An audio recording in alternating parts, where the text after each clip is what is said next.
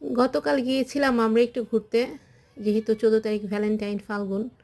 তো 14 তারিখে আমি বের হই না, আমি বের হইলে 13 তারিখে বের হই। তো বাচ্চারাও শখ করলো, তাই ওদেরকে নিয়ে চলে গেলাম খিলগাতে। যেহেতু আমার বাসা রামপুরা, রামপুরা থেকে খিলগাতেই কাছে এবং আমার জন্য কমফোর্টেবল জায়গা। আর খিলগাটা হচ্ছে এখন খুব জমজমাট থাকে, এটা আমাদের সবারই সবসময় ভালো লাগে। তারপরে গেলাম, ওইখানে গিয়ে বাচ্চারা কিছু খেলো, খাওয়া দাওয়া শেষ করে বেশ কিছু ছবি তোলা হলো। এই তো। আর ওখানে গেলেই এই বেলুনগুলো কিনতেই হবে তাদের।